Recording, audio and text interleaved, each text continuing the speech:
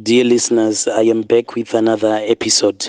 There is a message that I want to share with you guys, and this message again, it comes from a translation of a message that I received a couple of days ago. Unfortunately, I could not attend to Anonymous in time because I was traveling, I was on the road. But I then forwarded this message to one of our admins. Then they gave us a translation.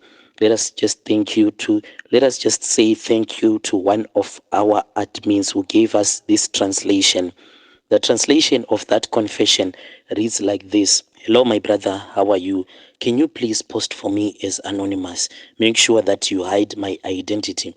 Brother Nashi, I am here and I have my own story that I want to share with you. Can you please share my story with the rest of the world? This thing, it gives me a lot of sleepless nights. It always troubles me each and every day that God created. I keep on asking myself that in the end, what is going to happen? What is going to become of my family, dear brother Nashi? So I just want to tell your listeners out there that in this world that we are living, I know that there is poverty, but now I have come to the realization that there is this poverty that maybe it comes from God, but I know that there is this kind of a poverty that comes from this demonic world, and I know that the kind of poverty, it is actually caused by people. So the thing that happened in our family, I am going to give you a history of our family, but I am going to try to make it as short as possible. Our grandfather, he came from a village which was in Mashingo. And there in Mashingo, that is where we can say the roots of our family are. But as for now, we don't even know what happened to the house that was left by our grandfather. No one even bothers to go there because of something that happened to one of our relatives after they had gone back to Mashingo because they wanted to rebuild the house that was left behind by our grandfather. And when our relative wanted to go there, a couple of my own relatives, especially the elderly people in our family, they were against that idea, but they didn't want to tell us what exactly happened there in the village from where we come from. But I am going to come back with that story. But that relative of ours who went to Masvingo to rebuild our grandfather's house died a very painful death. But as for now, I just want to talk about the way.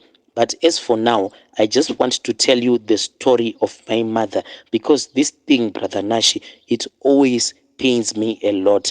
Let me give you a brief background about my grandfather. So, my grandfather was a poacher, but he was someone who used to poach fish. He used to go into these farms that were owned by whites, and he would go into their dams, then he would poach the fish that were in that dam. Growing up, we were told that my grandfather had this strange talent that he had. Whenever he would go to catch the fish, sometimes he would spend about 30 minutes underwater. There was this other time that we were told that our grandfather spent about 2 hours when he was underwater.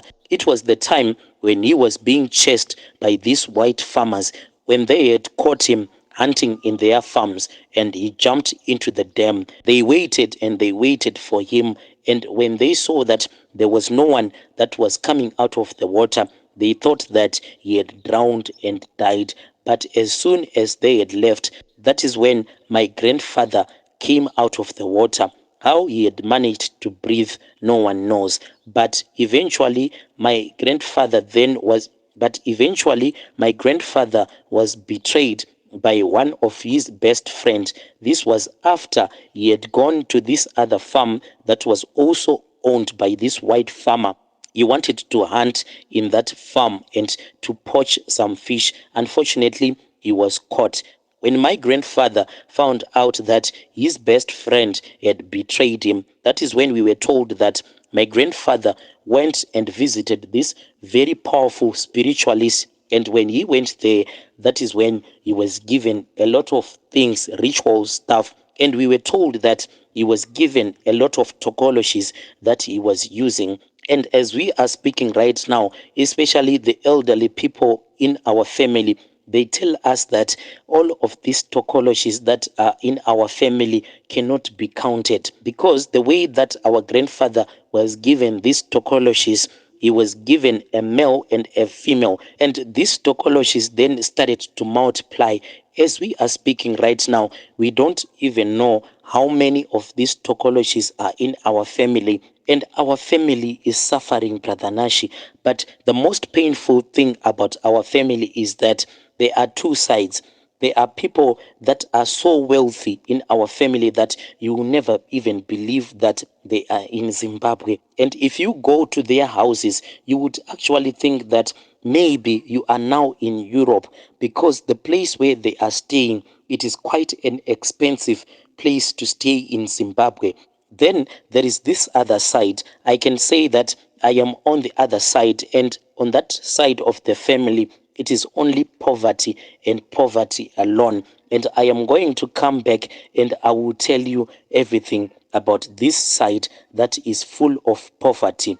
In our family, Brother Nashi, we actually have a month, and we know that in this month in our family, after a couple of days, that month will never go by without a person dying in our family. Is it normal, Brother Nashi, that after each and every 4 years, in a particular month in your family, there will be a person that will die? What happens in our family is that after every 4 years, on that particular month, then an elderly person in our family will die. Sometimes these people that die in our family, they can even die on the same date. They are two of my uncles that perished on the same day, and they all died from the same disease. So what happens is that if this year an elderly person dies in our family, and we know that the following year someone who will be still young in our family will die. In our family, two people have to die after every 4 to 5 years, and this thing, it follows the bloodline. It doesn't matter if you go to Tanzania or if you go anywhere, and if you have children there, this thing, it will follow the bloodline. We have heard of a couple of deaths in the family. Then those people will say that they are our relatives, but after they would have been accepted into our family, a couple of months down the line, they will just die in a mysterious way. After the death of my own father, that is when my mother and I and my siblings, we started to go to this White Garments church, so that we can find out what was causing all of this poverty in our family. Because the way that we were living, Brother Nashi, you would feel sorry for us. So my mother and I and my siblings, we used to attend these churches. This was somewhere around 2014, 2015. That is when we went to this other prophet. And I think that when we went to that prophet, when he gave us the prophecy that he, and when we went there, he gave us this prophecy. The prophecy that was given to us was that there was this other auntie of ours who was in the United Kingdom. And that auntie of ours, when our grandfather passed away, he took some of his Tokoloshes. Then he gave our auntie those Tokoloshes. And when she went to the United Kingdom, she went with her Tokoloshes there, and she was causing a lot of trouble there in the United Kingdom with her Tokoloshes. So when we found out that even our auntie, even though she acted as if she was someone who loved all of her relatives, she was actually taking all of our blessings so that she can use all of our blessings to do all of her evil works. When we found out about this, then our mother became her primary target. At that time, Brother Nashi, we were staying at this place which was called Hopley. And the place where we were staying, it was called Hopley. And at that place, it didn't have electricity or anything. We were just living in poverty, Brother Nashi. Me, my father, and my mother, and all of my siblings, we were just staying in a one room. So then there was this other time after the death of my father. One day we received this phone call. The person who called us, it was our auntie's child. That same auntie who was in the United Kingdom. And before this, Brother Nashi, God works in a mysterious ways, but sometimes you will choose to ignore when you receive a message from God. There was this other day, me, my mother, and my siblings, we were just sitting outside. Suddenly, at our house, they came, this other prophet, but it was a white garments prophet. Then he sat down. Then he started to give my mother a lot of prophecies. He told my mother that if any of your relatives who was staying in these suburbs that is called Chisipiti, if any of your relatives called you to come to that suburb, you should never go there. You should know that they want to use you. But after that prophet he had gone, me and my mother, we started to laugh and we said, these are only false prophets. They just wanted money from us. They don't know that we are just poor people. And we were laughing. But little did we know that actually this was a true prophecy. And my mother died, Brother Nashi, because we didn't even pay attention to this prophecy. After a month, Brother Nashi, that is when we received that phone call. And the person who was calling my mother, it was our auntie's child, and that auntie of ours who was in the United Kingdom, whom we were told that when she went to the United Kingdom, our grandfather had gave her 4 Tokoloshes so that they can go and protect her whilst she will be in the United Kingdom. But when she was there in the United Kingdom, we were told that she had killed a lot of people using a witchcraft. The spirits of all of those people that she had killed, they were actually persecuting her. So she was looking for someone whom those spirits can possess. And since my mother was her enemy, because my mother was someone who was always praying, she then made my mother to become her primary target.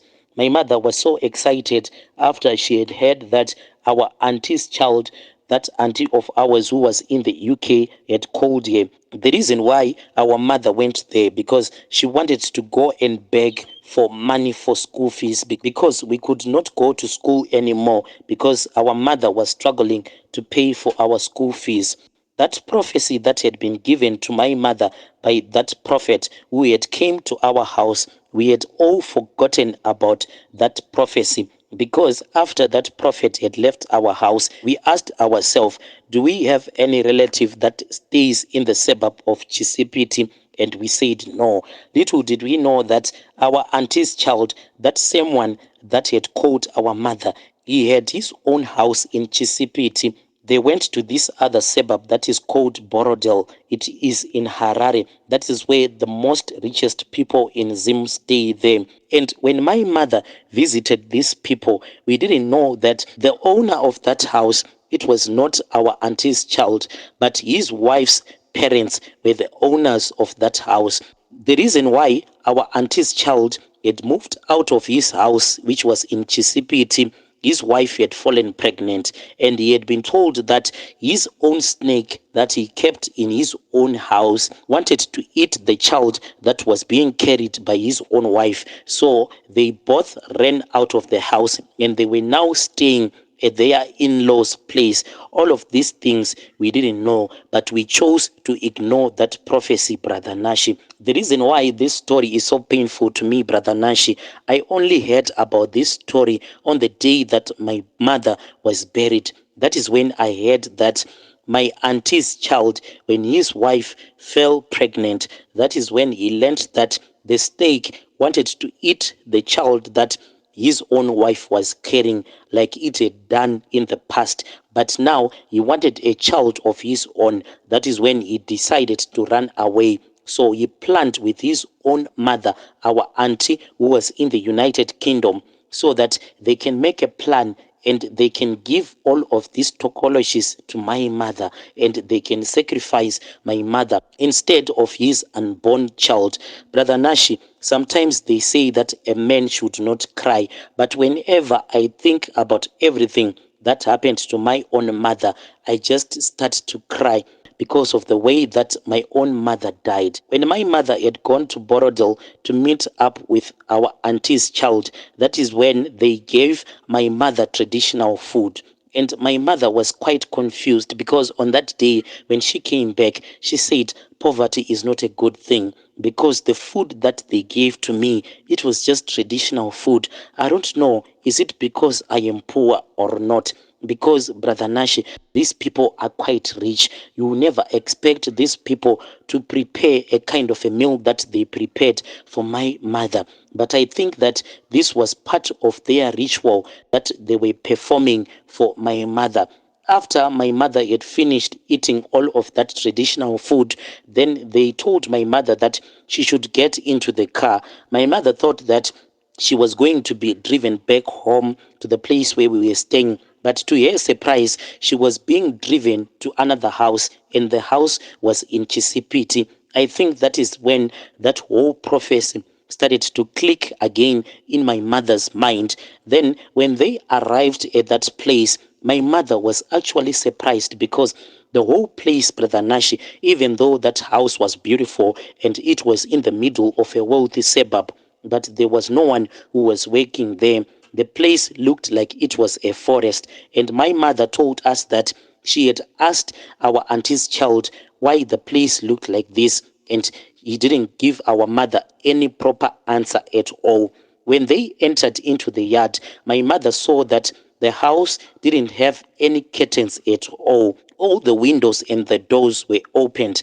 And when they entered into that house, my mother was surprised because the doors and the windows were opened. The reason why my mother was surprised, it was because our auntie's child had told her that there is no one who stays at that place. Yet the doors and the windows were opened, but inside everything, the whole furniture and the property was just brand new. And when my mother stepped into the kitchen, she noticed that the kitchen floor and the tiles were still wet, as if there was someone who had just finished mopping the tiles. This was quite surprising to her. Our auntie's child had told her that there was no maid in that house, but everything inside was so clean. That is when our auntie's child gave my mother a bag of second-hand clothes, which he told our mother that it was a present from our auntie who was in the United Kingdom. And then my mother was given 20 pounds, and she was told that this was also a present from her sister-in-law who was residing in the United Kingdom. From that day, when my mother received all of these presents from her sister-in-law who was in the United Kingdom, that is when my mother suddenly fell ill. Sometimes when we were sitting with our mother, you could hear that there was someone who was busy hitting our mother. The first day that this thing happened, we thought that our mother was losing her mind. But as days went by, that is when we started to notice that this thing that was happening to our mother, there was someone who was busy beating up our mother, but we could not see who was beating our mother. We could only hear a sound. Sometimes after seeing that our mother had been punched, our mother would fall to the ground, and you could see physical evidence of my mother being punched in the face or being slapped by an unseen person. When our mother fell ill, that is when we started to notice that on the bed where she would be sleeping, the bedding will be full of blood. Sometimes we would turn our mother around so that we can see if there was any way where our mother was injured. But when we would turn our mother around, on her body, there won't be any injuries at all. But yet, she'll be bleeding, but you will never see the blood coming out of her body. The moment that you would look to the side, that is when my mother would start bleeding. But when you would try to check where she would be bleeding from, the blood would just mysteriously stop. One night, when we were just sitting with our mother, suddenly our mother started to scream, and she was pointing at this other wardrobe. As she was pointing at that wardrobe, our mother was screaming, and she was saying, "That is the mouse, that is the rat that is busy sucking all of my blood." As we are speaking right now, my children, can you see that the rat is carrying your auntie name hidden? She meant our auntie who was in the United Kingdom. Our mother was saying that she could see our auntie being carried by that rat. This was quite scary, Brother Nashi, and there was actually blood that was dripping from our mother's body. This place where we were staying in Hopley, it didn't have any electricity at all. We used to use candles. The time that when my mother was busy pointing at the wardrobe and she was telling us that she can see our auntie, whom we knew that she was in the United Kingdom, but she was saying that our auntie was on top of that mouse and the mouse was busy sucking all of her blood. Then we felt that there was someone who entered into our house. Then that person blew off our candle. We actually heard that there was someone who was blowing off the candle. Then the candle just died down, Brother Nashi. This was quite scary, even though we slept, Brother Nashi. But this was the most scariest thing that had ever happened to me. The following day, Brother Nashi, that is when my mother passed away. But my mother passed away in a scary manner. Her eyes were wide open as if she had seen something that was so scary moments before she had passed away. And on her right hand, she had a finger pointing as if she was pointing at that thing that was scary that she had seen. When my mother died, then her relatives came. Then they took her body to the village where she grew up. That is where my mother is buried. But as I am speaking with you right now, if we can calculate, we have tried to rebuild our mother's grave twice now. But whenever we try to rebuild her grave, it will just split into the middle. What we did, Brother Nashi, the last time is that we poured concrete on top of our mother's grave. But to everyone's surprise, when we received the phone call, they told us that it seemed as if someone had dug up a hole on top of that concrete. I don't even know how is this possible, Brother Nashi. I'll be back with the rest of our family's history. Dear listeners, right there was a message that I received from one of our listeners. Then I had to ask our admins to give us a translation, hoping that this story was not lost in translation. Please let us talk about this issue in the comment section. I'll be back with another episode.